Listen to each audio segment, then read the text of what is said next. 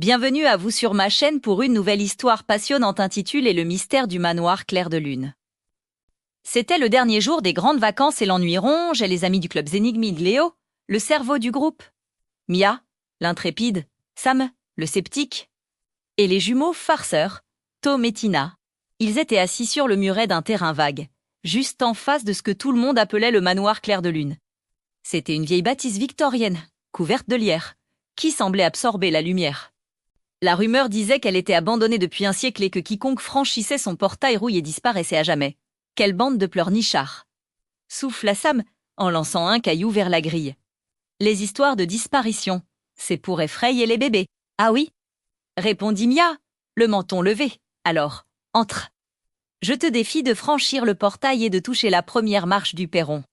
Sam, qui ne reculait jamais devant un défi, ricana. Facile, regardez-moi bien. Il se leva, écarta le buisson épineux qui cachait le chemin et s'approcha du portail en fer forgé. La grille grinça horriblement sous sa main. Sam prit une grande inspiration, puis passa la tête, puis le corps entier. De l'autre côté, « C'est bon, j'y vais !» cria-t-il, faisant un signe de la main.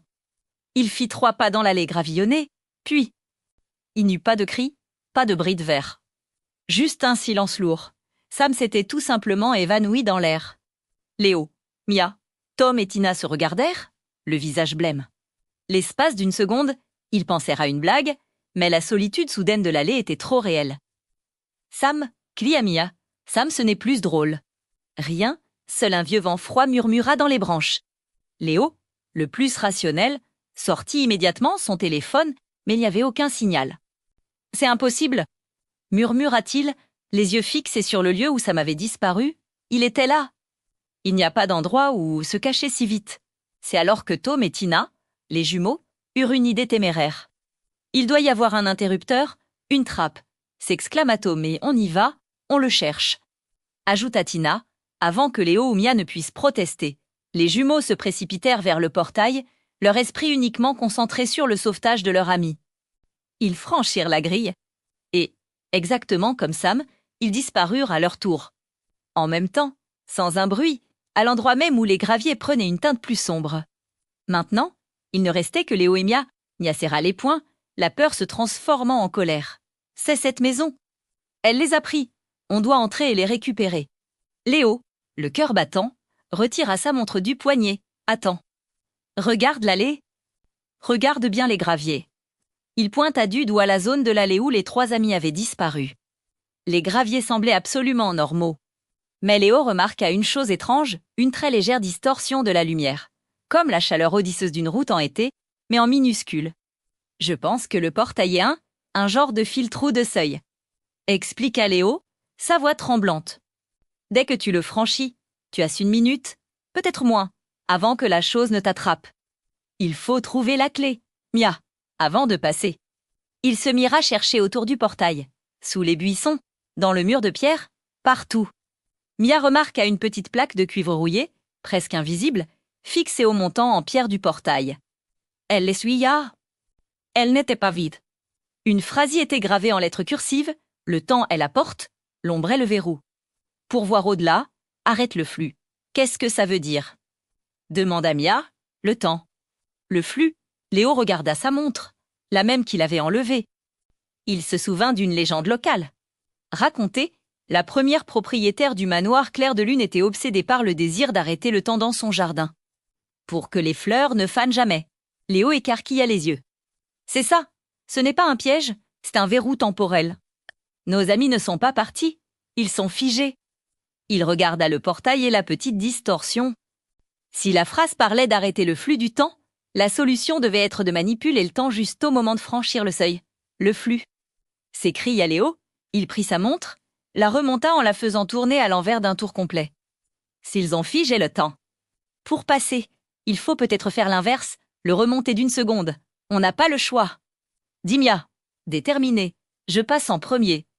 Si ça marche, appelle la police. Non, rétorqua Léo, on y va ensemble, un pour tout. Il prit Mia par la main.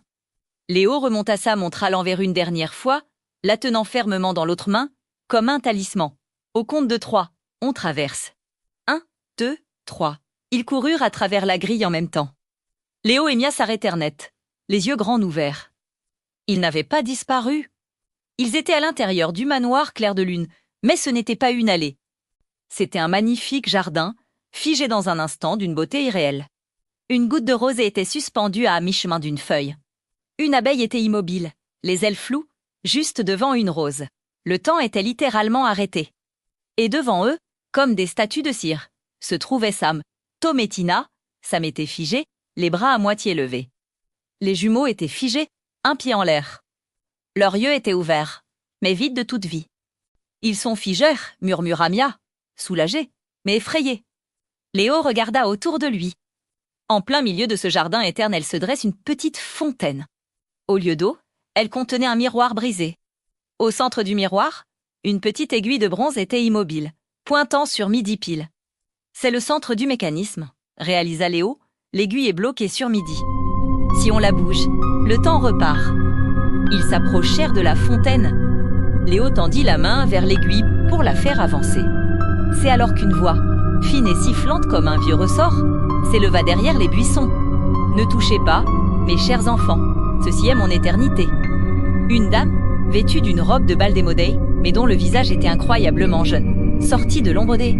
C'était la première propriétaire, celle qui avait voulu arrêter le temps. « Votre temps est un désordre, » dit-elle d'une voix mélancolique. « Ici, il est parfait, rejoignez vos amis. Le temps ne vous blessera plus. » Elle leva sa main, une main aussi froide que de la pierre. Nous sommes arrivés à la fin de la première partie de notre histoire. Ne ratez pas la prochaine partie pour plus de mystères. Merci d'avoir écouté et n'oubliez pas de vous abonner pour découvrir la suite.